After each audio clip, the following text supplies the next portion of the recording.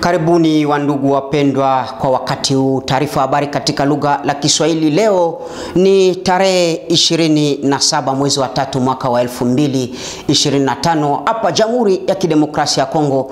Tufungue taarifa hiyo na ziara ambao waziri wa serikali Mama Therese Kaikwamba aliweza kusafiri huko Tanzania na kukutana naye rais wa huko Tanzania Mama Samia Suluhu, ambao waliweza kuzungumzia kidiplomasia kutokana na yale ambao yanahusika huko mashariki mwa Jamhuri ya Kidemokrasia ya Kongo, ukosefu wa usalama na mambo yenye kuhusika mipango mbalimbali ya mikataba ambayo imeendelea kwa kuweza kurejesha usalama hapa Jamhuri ya Kidemokrasia ya Kongo. Ziara hiyo ilikuwa ya muhimu kabisa na imefikia baada ya rais muye mtawala President Felix Tshisekedi aliweza kwenda kukutana na mwenziwe huko Angola Lorenzo Joao, ambao alimpokea na kuzungumzia yale yanahusika na mipango hiyo ya mikataba ambao hapa nchini tunatarajia usalama wa kudumu kutokana na yale serikali amejihusisha nayo. Na tubaki vile vile huko upande wa serikali ambao waziri anayehusika na uchumi Dudu Fwamba aliweza vile vile kuhudhuria kikao kikuu ambao kiliweza kuzungumziwa mipango yanayoendelea kutokana na hiyo teritwari 145 hapa Jamhuri ya Kidemokrasia ya Kongo.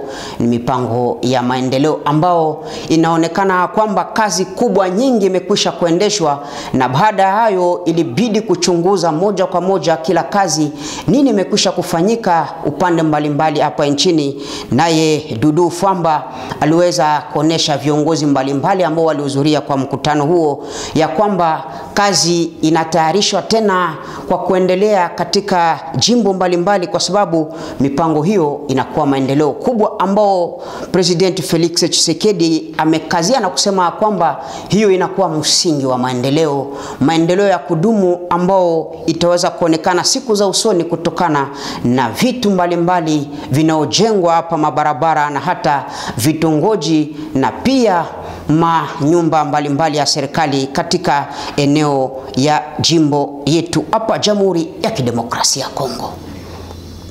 Na taarifa hiyo ndio natupeleka huko jimboni Ituri ambao kweli kabisa kumeonekana matunda ya maendeleo, na ni huko ambao inasemekana kwamba kufuatana na mpango huo wa teritoria 145 hapa nchini iliweza kujengwa. Hiyo ni gorofa nzuri ya serikali ambayo imemanizika huko upande wa Ituri, na hiyo imeleta kweli kabisa furaha kubwa kuona kwamba matunda ya kazi ambao iliweza kupangwa hapa nchini kutokana na mpango huo wa serikali imekwisha kuanza kuonekana, na yale ni kufatana na ambao jimbo nyingine zimekwisha siku zilizopita kuonesha magorofa na hata vitongoji na mabarabara ambao iliweza kujengwa hapa nchini. Mipango hiyo inaonesha kweli kabisa kama fedha inayoandaliwa kwa kuleta maendeleo imezaa matunda bora, na raia wamefurahishwa kuona kwamba kumekuwa kweli kabisa mazao kutokana na mipango ya serikali, zaidi huko upande wa Ituri ambao hiyo gorofa imekwisha kujengwa. Tubaki tu huko upande wa mashariki mwa Jamhuri ya Kidemokrasia ya Kongo. Hiyo imeleta kweli sikitiko, ni kusema kwamba hao wachimba madini ambao wanakuwa katika hali mbovu, hali ambao inakuwa ya kusikitisha, ni kutokana na hali ambao imekwisha kuonekana katika eneo hiyo.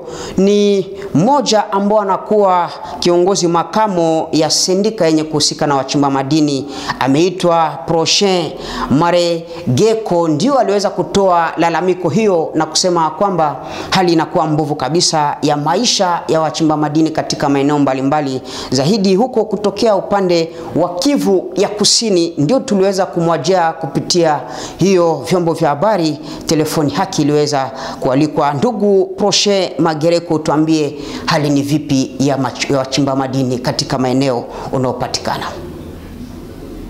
Kwa kweli sisi wachimba madini kwa siku hizi tunapatikana katika shida kabisa nyingi. Unajua hali ambamo tunapatikana, na pia unajua kama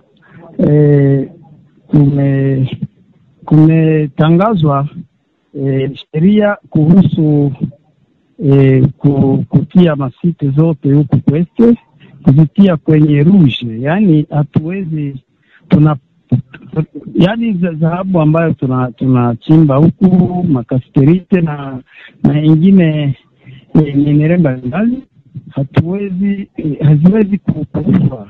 Yani serikali hapa inapiga marufuku kulingana na hali ya vita ambayo iko huku na hali ya masiti mbalimbali ambayo inapatikana kwenye province hizi ambazo zinavamiwa, yani ambao inapatikana wa M23. Sasa wachimba madini wanapatikana katika shida nyingi, wana shida ya kupata pesa, sababu wao wale ambao walikuwa wakiwasupport kipesa ni wao wale wanunuaji wa dhahabu. Sasa kwa hivi hawapiti, sijue nisema nini, shida ni nyingi. Na usalama unakuwa jambo kubwa sana hapa Jamhuri ya Kidemokrasia ya Kongo.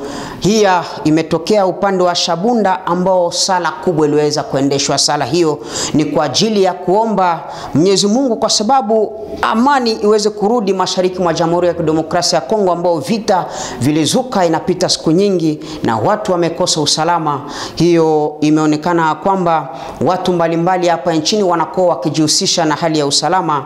Upande wa Shabunda swala hilo imeleta nguvu zaidi kwa raia na kuomba kweli kabisa kurudi haraka kwa usalama, kwa sababu kutokuwa na usalama mipango yote ya maendeleo nimesimama. Na hiyo imesemekana kwamba upande wa Shabunda raia wanakuwa na msimamo wa kutarajia hata yale ambayo yanakuwa yasemekana na serikali kwa ajili ya maongezi mbalimbali, na hata hiyo itaweza kurudisha usalama wa kudumu, kwa sababu raia wanakuwa wakingojea hiyo kwa mipango ya maendeleo imekwisha kusimama na haionekani kabisa kutoa matunda nzuri kwa maisha ya raia. Katika upande wa Shabunda huko iliweza kuendeshwa kweli sala kubwa ambao raia waliweza kukabiliana. Turudi upande wa kaskazini, huko upande wa Maindombe ambao kuliweza kuendeshwa vita vikali kabisa kati ya wa FRDC na wanamgambo wa Mobondo. Inasemekana kwamba kulipitikana vita kubwa kabisa na hata watu 4 waliweza kufariki, kupoteza maisha yao upande wa wanamgambo wa Mobondo, na hata moja kati yao aliweza kweli kukamatwa mateka. Hiyo ilikuwa ni masemi yake Antonio Mwalushai ambao anakuwa msemaji wa vikosi vya FRDC katika maeneo hiyo.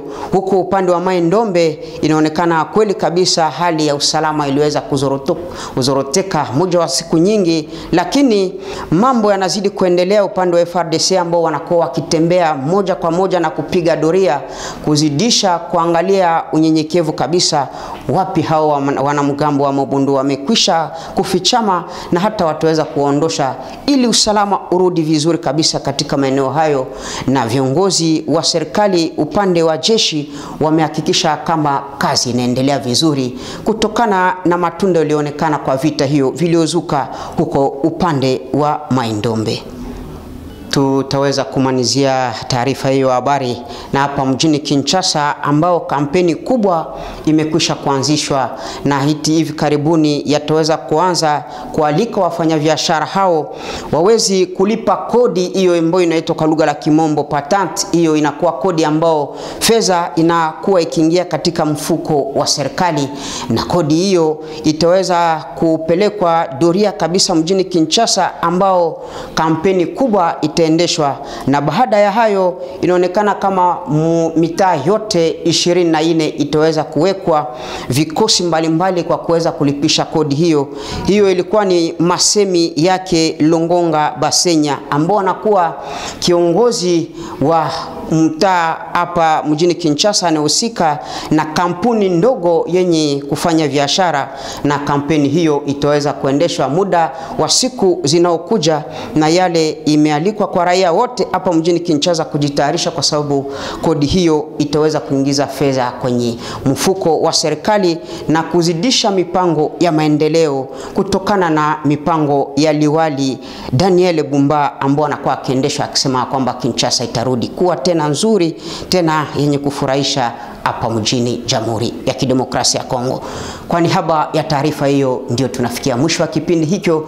Tunawaalika muzidi kufata televisheni yenu Mishapi Voice Television. Hapa tunasema kwaheri, alamsiki, siku zijazo tutakuwa tena pamoja nanyi hewani. Kwaheri, basi tunaendelea kuwa pamoja. Asante.